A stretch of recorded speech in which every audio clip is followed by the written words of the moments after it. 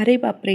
इडली पात्रामध्ये मटार टाकून अशी कोणती बरं रेसिपी आहे? तुम्हालाही प्रश्न पडला असेल ना? तर हो, शेवटी अशी कमाल होणार आहे ना, तर पाहताच थक्क व्हाल एवढी सुंदर रेसिपी आहे. ह्या ताज्या ओल्या मटारपासून मस्त असा चमचमीत झणझणीत नाश्ता करायचा आहे.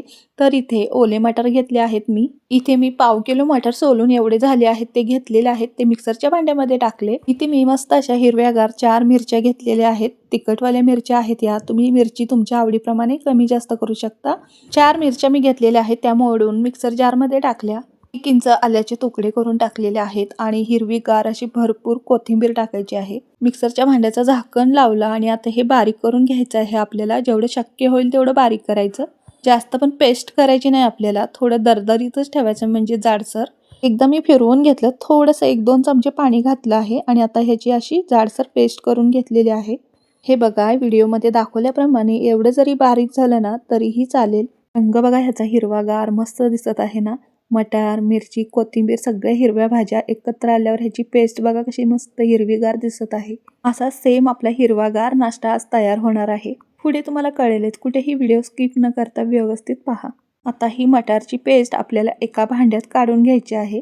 हा नाश्ता अगदी पोटभरीचा आहे. हा सकाळी नाश्त्यासाठीच नाही तर तुम्ही कधीही जेवणासाठीही करू शकता आणि पौष्टिकही आहे. आणि मटारमध्ये भरपूर प्रमाणात प्रोटीन असतं. ही मटारची केलेली पेस्ट आहे ना, एका भांड्यामध्ये सगळी काढून घेतली. 1 मोठी वाटी बारीक रवा घालायचा आहे आणि त्याच वाटीने 1 वाटी दही घालत आहे मी यामध्ये. मस्त असं ताजं फ्रेश दही आहे हे. दह्याने खूप छान चव येते त्यामुळे दही आवर्जून घाला यामध्ये. सुरुवातीला आपण जी तयार केलेली मटारची पेस्ट होती, कोथिंबीर, मिरची आणि आलं आणि मटार ती यामध्ये घातली. त्यानंतर 1 वाटी बारीक रवा घातलेला आहे आणि त्याच वाटीने आपण दही घालून हे सगळं व्यवस्थित मिक्स करून घेतलं. मटारचा थोडाफार मिक्सरच्या भांड्याला अर्क लागला होता. त्यातच थोडंसं पाणी घेतलं आणि यामध्ये घातलेलं आहे. दहीही आपण घातलं होतं. थोडंसं पाणी घातलं आहे. पाणी आपल्याला बेतानं घालायचं आहे. मिक्सरच्या भांड्यात मी पाव वाटी पाणी घातलं होतं. ते मिक्स करून यामध्ये घातलं. मिक्स करून घेतलं.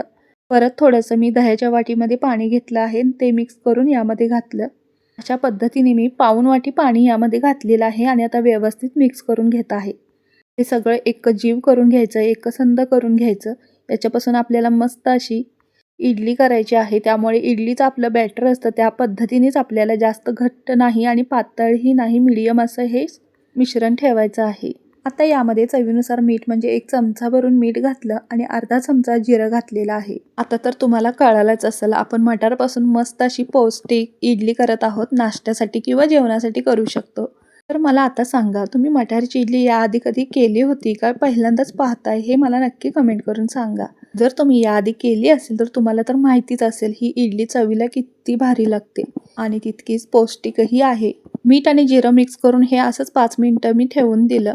आता काय करायचं आहे, इडली पात्रात आपल्याला पाणी गरम करायला ठेवायचं आहे. इथं अर्धा लिटर पाणी मी यामध्ये घालून 1 लिंबाची फोड घातली. पाणी गरम होतंय तोपर्यंत हे मिश्रण छान मुरलं जातं आणि लगेचच आपल्याला ह्या इडली साच्याला तेल लावून घ्यायचं आहे.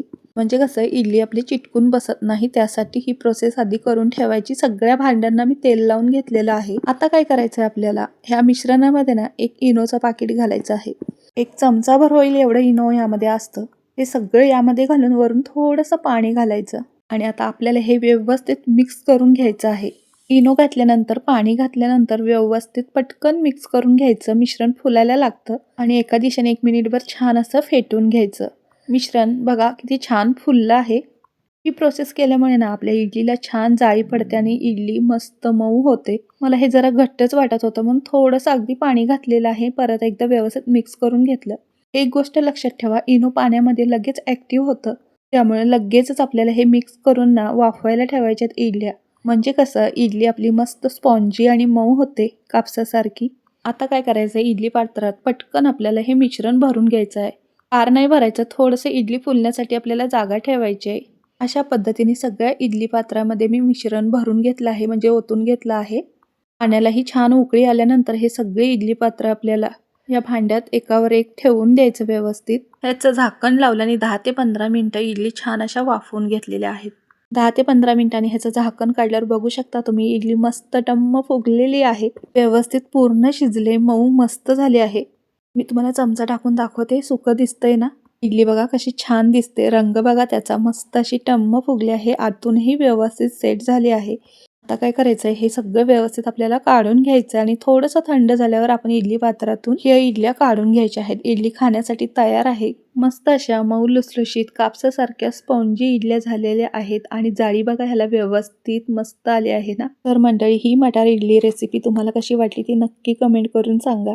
नाश्त्यासाठी किंवा पाहुणे आल्यानंतर किंवा टिफिनसाठी तुम्ही ही रेसिपी अगदी झटपट बनवू शकता. थंडीमध्ये मिळणारा फ्रेश मटारपासून असा मस्त पौष्टिक नाश्ता आपण घरच्या घरी झटपट बनवू शकतो. मुलांनाही नक्कीच आवडेल. दिसायलाच रंग बघा त्याचा किती छान वाटतं आणि वेगळं काहीतरी म्हणून मुलं आवडीने खातात. जर मटारची भाजी वगैरे आपण करून दिली तर मुलं अजिबात खात नाही. पण मटारपासून भरपूर असे वेगवेगळे नाश्त्याचे प्रकार आपण घरच्या घरी करून मुलांना खाऊ घालू शकतो ना. चवीला म्हणाल तर अप्रतिम इडली लागते अशा पद्धतीने केलेली. चटपटीत अशी खोबऱ्याची कैरी घालून चटणी केली होती. त्याची रेसिपी ही आपल्या चॅनलला आहे. ही इडली अशीच खायला ही खूप छान लागते. त्याचबरोबर दह्यासोबत जरी खाल्लं ना तरी देखील छान लागते. मस्त अशी मटार इडली आपली तयार आहे आणि आजची ही रेसिपी तुम्हाला कशी वाटली? रेसिपी तुम्ही कुठून कुठल्या शहरातून पाहताय हे नक्की कमेंट करून सांगा. ही मटार इडली तुम्हाला आवडलीच असेल. तुमच्या मित्रमंडळींना शेअर करायला मात्र विसरू नका. अजूनही महालक्ष्मी किचनला सबस्क्राईब केलं नसेल तेही करून घ्या, कारण अशा छान घरच्या चवीच्या नवीन नवीन रेसिपीज मी शेअर करत असते आणि त्याही घरच्या साहित्यामध्ये. मटार ठेचा पराठाची रेसिपी शेअर केली आहे, तीही पाहून घ्या. आवडल्यास लाईक करायलाही विसरू नका. धन्यवाद.